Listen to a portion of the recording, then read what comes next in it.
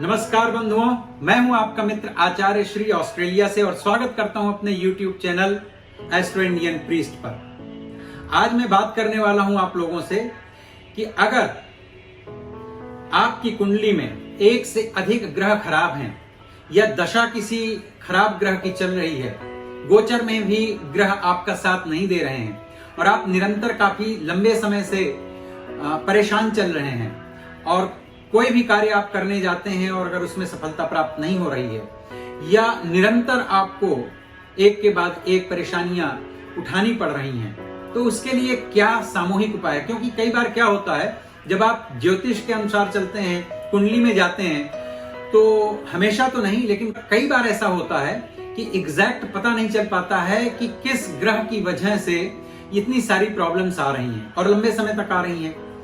तो ऐसी जगहों में जहां आप थोड़े से कंफ्यूज हों, क्योंकि अगर आप एक से अधिक एस्ट्रोलॉजर्स के पास जा रहे हैं और लोगों के जो आपकी कुंडली को लेकर के बताए जाने वाले और जो लोगों के प्रेडिक्शन है आपकी कुंडली को देखते हुए, वो अगर आपको लगता है कि मैच नहीं कर रहे हैं या आप बहुत ज्यादा श्योर नहीं है कि हाँ सचमुच यही प्रॉब्लम है, इसकी वजह से ही सब कुछ चल रहा है, तो क्या उपाय करें?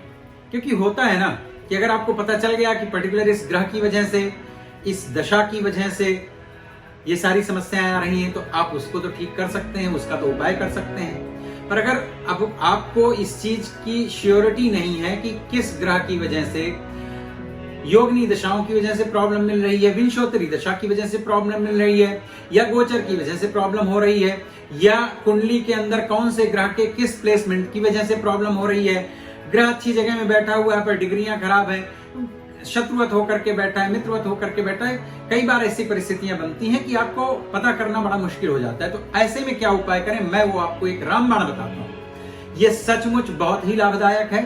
अगर आप कुंडली में समस्या का कारण न पता कर पा रहे हो तो एक ही उपाय करें और बहुत सरल सा उपाय है। मतलब उपाय सरल सा लग रहा है, करना तो पड़ेगा आपको। देखिए, रामायण में बड़ी अच्छी चौपाई तुलसीदास जी ने लिखी है कि भाविहु मेटि सकहि त्रिपुरारी।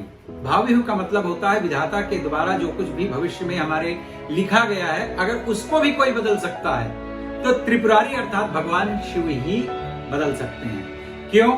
क्योंकि भगवान शिव को ग्रहों का अधिष्ठाता देवता माना गया है, अर्थात इन ग्रहों का जो निर्माण है, जो इनका प्रतिष्ठापन है, वो भगवान शिव के द्वारा किया गया है।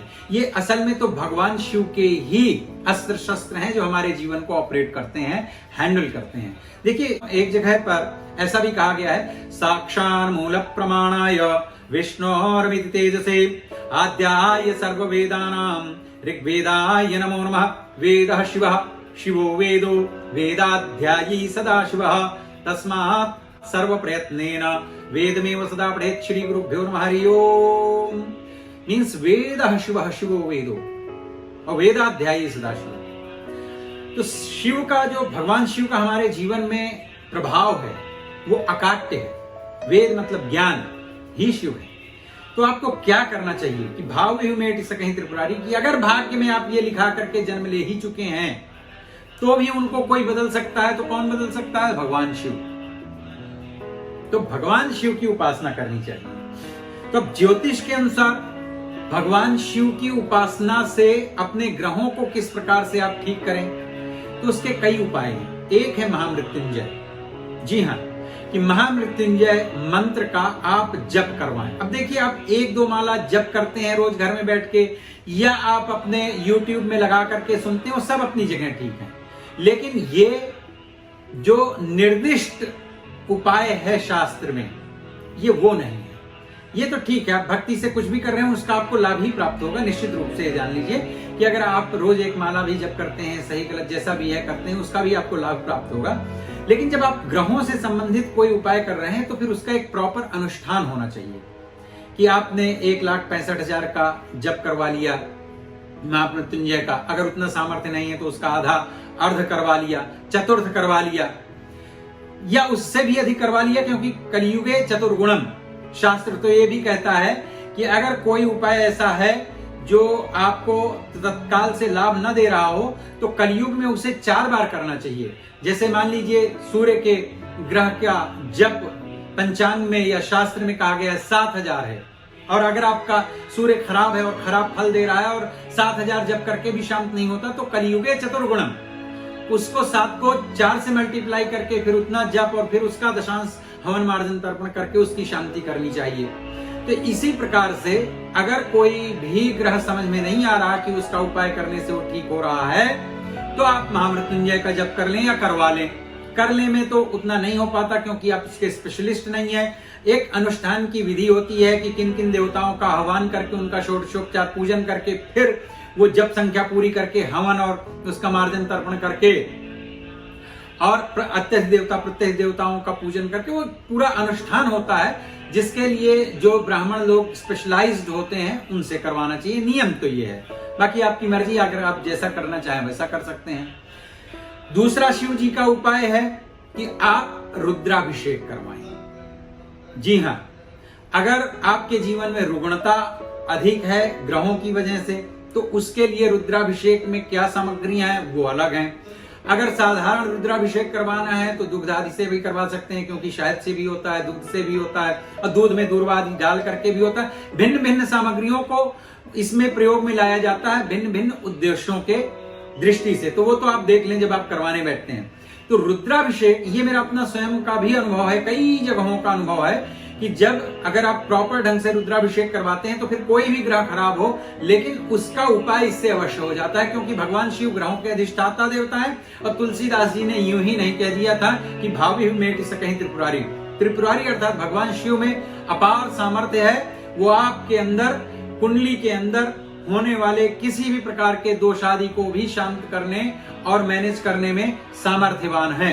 तो या तो रुद्राभिषेक करवाएं और या तो महामृत्युंजय, इन दो में से किसी एक उपाय को चुने और प्रॉपर अनुष्ठान करवाएं। ये नहीं कि भाई मैं तो एक पाठ कर लेता हूं, ये कर लेता हूं, वो ठीक है, वो अपनी जगह पर है, मैं उसके विरोध में नहीं बात कर रहा, लेकिन आपको अगर तत्काल लाभ चाहिए तो अनुष्ठान करवाएं प्रॉपर अच्छे योग्य ब्राह्मणों से, तो आपको अवश्य लाभ मिलेगा। ये मेरा स्वयं का अनुभव भी रहा है अपने 30 वर्ष के जीवन में कि जहां भी इनका प्रयोग किया है वहां 100% इसका लाभ मिला है। एक बात का आप ध्यान फिर से रखिएगा, जो मैं हमेशा कहता हूं कि भावनाओं से ही पूजा पाठ करनी चाहिए। अगर आपके अंदर भावना है तो ही करिए, अगर इफ बट बहुत सारे प्रश्न और ये सब फालतू की बातें आपके दिमाग में है, इसका मतलब आप अपने हृदय और मन से तैयार नहीं है पूजा के लिए, तो और समय ले लीजिए। कीजिए न कीजिए वो आपकी स्वेच्छा है, लेकिन जिस दिन करना नेकी कर दरिया में डाल दे।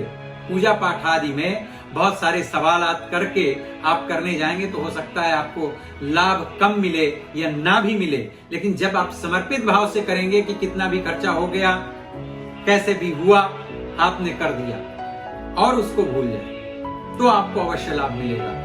क्योंकि भगवान तो भावनाओं से प्रसन्न होते हैं, ये तो माध्यम है, अनुष्ठान आदि तो सब माध्यम है।